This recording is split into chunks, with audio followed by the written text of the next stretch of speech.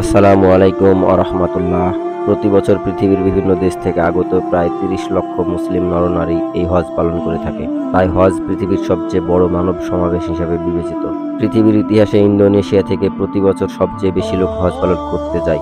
বিশ্বের সবচেয়ে বড় মানব সমাবেশ তথা হজের মূল আনুষ্ঠানিকতা সম্পর্কে আলোচনা করা হবে আজকের এই পর্বে।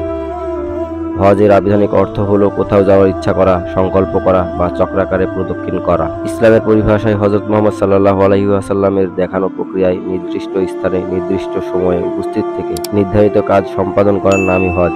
শারীরিক ও আর্থিকভাবে সামর্থ্যবান মুসলিম ব্যক্তির উপরে জীবনে অন্তত একবার হজ পালন করা আবশ্যক। হিজরি বর্ষপঞ্জি অনুসারে সর্বশেষ মাস তথা জিলহজ মাসের ৮ তারিখ থেকে ১২ তারিখ পর্যন্ত হজ পালনের জন্য নির্ধারিত সময়। বর্তমানে প্রচলিত হজ হযরত মুহাম্মদ সাল্লাল্লাহু আলাইহি ওয়াসাল্লামের দেখানো পথে পালন করা হলেও আল্লাহর নির্দেশে সকলের জন্য হজের প্রবর্তন করেছিলেন হযরত ইব্রাহিম আলাইহিস সালাম। হযরত ইব্রাহিম আলাইহিস সালাম ও তার পুত্র হযরত ইসমাইল আলাইহিস সালাম পবিত্র কাবা পুনর্নির্মাণ করে হজ পালন শুরু করেন। এরপর থেকে প্রতি বছর পৃথিবীর দূর দূরান্ত স্থান থেকে বহু লোকজন পবিত্র হজ পালন করতে পবিত্র কাবা শরীফে একত্রিত হয়। মুসলমানরা কিভাবে এই হজ পালন করবেন তার পূর্ণাঙ্গ প্রক্রিয়া হযরত মুহাম্মদ সাল্লাল্লাহু আলাইহি ওয়াসাল্লাম তার বিদায়ী হজে দেখিয়ে গিয়েছেন। হজকালীন সার্বিক অবস্থাকে বলা হয় ইহরাম, যার প্রধান চিহ্ন হলো 2 খণ্ড সেলাইবিহীন সাদা কাপড়। ইহরাম পরিধানের জন্য কিছু নির্দিষ্ট স্থানকে বলা হয় মিকাত। মিকাত অতিক্রম করার আগে ইহরাম বাঁধতে হয়। ইহরাম হলো সৃষ্টিকর্তার কাছে সকলের সমতা ও একতার প্রতীক। ইহরামে থাকা অবস্থায় সকলেই সমান, কে ধনী কে গরিব বাইরে থেকে দেখে তা বোঝার উপায় নেই।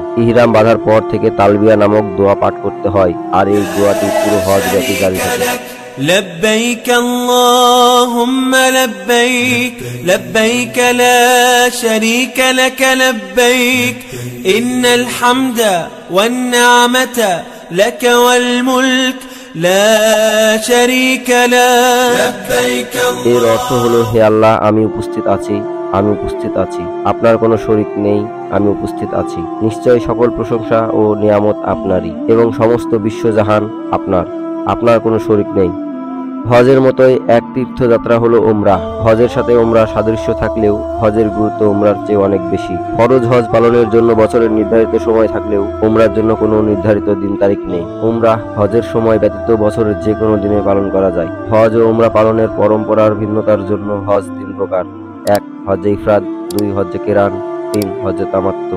হজের গুরুত্বপূর্ণ অংশ হলো তাওয়াফ করা, যা ইসলামের সবচেয়ে পবিত্র স্থান কাবা ঘরকে কেন্দ্র করে 7 বার প্রদক্ষিণ করা হয়। হজের শুরুতে এবং শেষে হাজিরা এই কাবা ঘরকে 7 বার প্রদক্ষিণ করে। হজের মূল কাজ শুরু হয় 8 জিলহজ এবং শেষ হয় 12 জিলহজ। এই 5 দিনে হজের ফরজ ও ওয়াজিব কাজগুলো হাজিদের সচেতনতার সাথে যথার্থভাবে আদায় করতে হয়। 8 জিলহজ হাজিদের মক্কার কাছাকাছি একটি উপশহর মিনায় পৌঁছাতে হয়। মক্কা থেকে মিনার দূরত্ব প্রায় 5 কিলোমিটার। মিনা তাঁবুর শহর হিসাবেও পরিচিত।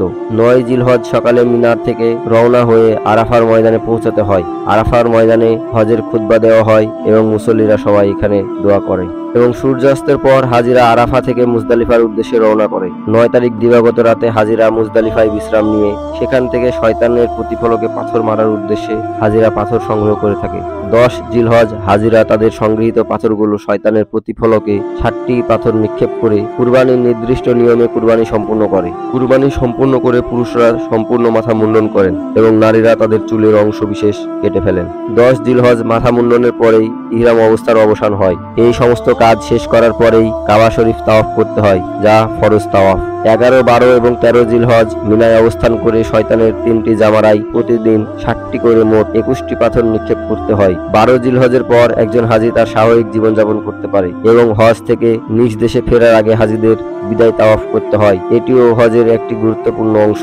হজের মতো একটি গুরুত্বপূর্ণ ইবাদতের মধ্যে ইদানিং নতুন একটি বিশৃঙ্খলা দেখা যায়, তা হলো সেলফি। ইসলামিক পণ্ডিতরা মনে করেন হজ পালন করতে গিয়ে সেলফি তোলা কিছুতেই উচিত নয়, কারণ হজ হলো আল্লাহর নৈকট্য অর্জনের সফর। তাই হাজিদের সেই ধ্যানমগ্নতার মধ্যে অবস্থান করা উচিত। এই প্রেক্ষিতে পবিত্র কিছু স্থানে ক্যামেরা বা মোবাইল ফোনের মাধ্যমে ভিডিও ধারণ করা বা ছবি তোলার উপর নিষেধাজ্ঞা আরোপ করেছে সৌদি কর্তৃপক্ষ। এই নিয়ম অমান্য করলে ছবি তোলার যন্ত্রটি বাজেয়াপ্ত করা হবে। হাজিদেরকে তাদের আধ্যাত্মিক যাত্রার প্রতি মনোযোগী রাখতে এই নিষেধাজ্ঞা আরোপ করা হয়েছে। মহান আল্লাহ যেন আমাদের সবাইকে জীবনে একবার হলেও তার পবিত্র ঘর কাবা শরীফ তাওয়াফ করার তৌফিক দান করেন। আমিন।